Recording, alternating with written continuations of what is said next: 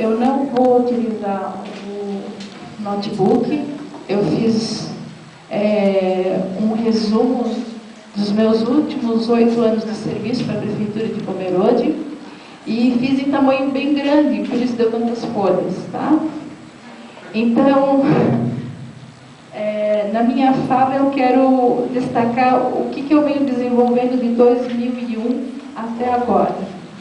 Então, eu também me formei em pedagogia, orientação educacional, comecei a trabalhar em Pomerode como professora de centro infantil, depois fui para as outras escolas básicas, também fui trabalhar com a rede particular de ensino, fui fazer o curso de História, né?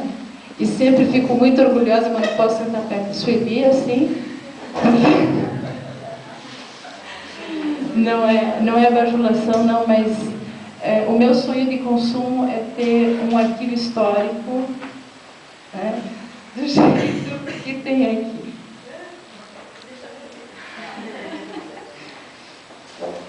Então, quando eu fiz a pós-graduação na Universidade Federal, eu também tive o incentivo da Sueli, e aí ela me colocou um desafio, né? E eu fui atrás, constatar porque a cidade de Pomerode é considerada a mais alemã do Brasil. Então, quando eu fiz essa pesquisa, eu consegui constatar muitas coisas que, desde que o lema foi criado em 1984, eu sou blumenauense, mas de profissão eu sou pomerodense, eu gosto de Pomerode, tá? E, assim, o que sempre me deixava chateada lá é que nós não temos ainda um arquivo histórico, tá? Nós não temos um lugar ainda definido. Então, quando a Cida apresentou o trabalho dela, né, eu vi aquela fotografia daquela sala, eu tenho uma sala daquele jeito, tá? Então, eu vejo que outras pessoas participam da mesma situação como a minha. Em 2001, eu trabalhei, então, para a Prefeitura durante 20 horas, e 20 horas para a escola particular.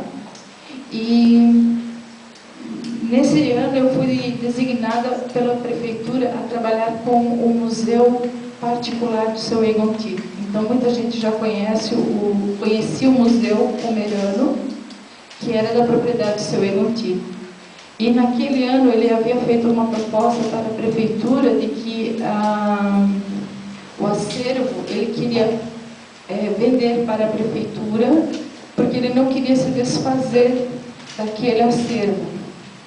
E a prefeitura então começou a procurar recursos financeiros através de projetos culturais, porque percebeu que não poderia se deixar perder aquele acervo que ele tinha organizado por mais de 30 anos. Então, ali começa a minha experiência com a história oral, propriamente dita. Porque a prefeitura me exigiu que eu tinha que mostrar um trabalho, um registro de todas as peças, mas tinha que dizer de onde que vinha, de que família pertencia, e assim eu tive que, então, elaborar um livro de inventário. E assim o Seu Egon se viu na obrigação de me levar a todas as pessoas moradoras de Pomerode, das quais ele tinha ganhado os objetos em doação ou ele tinha adquirido por compra. Então a gente foi a essas casas, a gente começou a conversar com as pessoas e elas diziam assim: até que enfim, né? Agora sim vai estar lá no caderno anotado, esse objeto era do meu avô, do meu tio, do meu tataravô, há mais ou menos tanto tempo, tantos anos tem o objeto, né? E aí eu fui já me acostumando a ouvir, né? Então, às vezes a gente até percebia que o objeto, às vezes não tinha a tal idade projetada, mas a gente ficava quieto, escutava, anotava, e depois, então, estudava sobre ela, né? Em 2002, eu me desliguei da escola particular, e aí continuei trabalhando com o museu, na casa do seu Egon. E as outras 20 horas eu fiquei então na divisão de cultura. Daí eu pude ter acesso às atividades da Fundação Cultural de Pomerode. Tive acesso também a conhecer a coordenação da Festa Pomerana. E ali a ver mais de perto algumas atividades festivas que a gente fazia, que a gente organizava.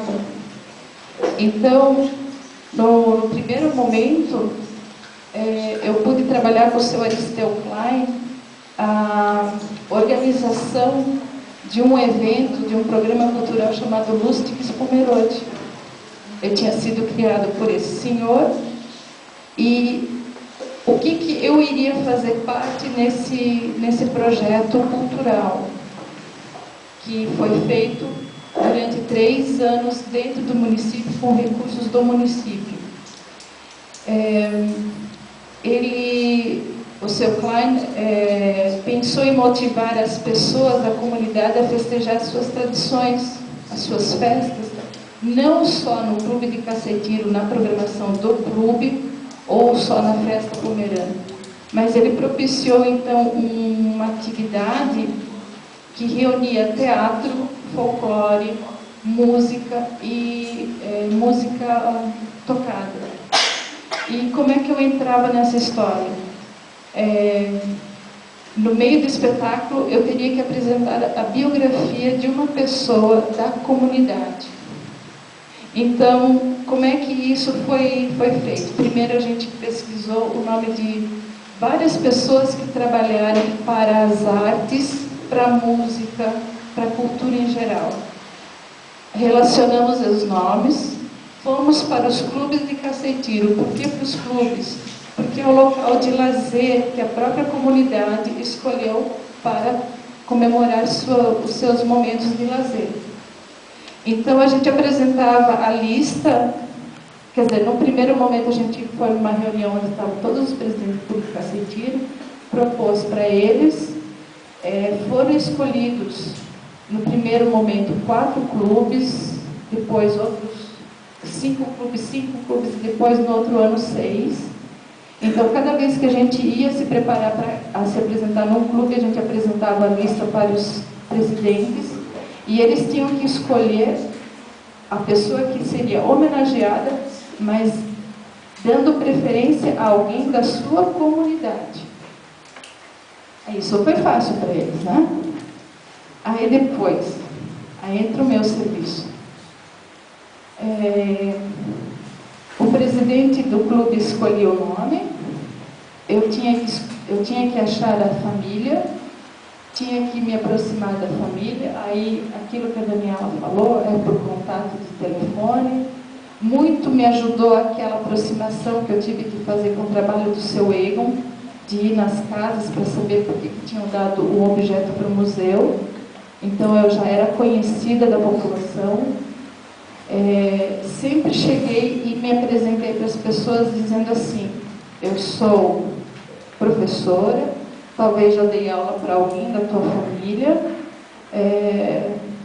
falo alemão, mas talvez não tão corretamente como você fala, porque eu encontrei omas que falavam ou que falam muito bem o alemão, gramaticalmente, e também encontrei muitas pessoas que falam o dialeto pomerano, né?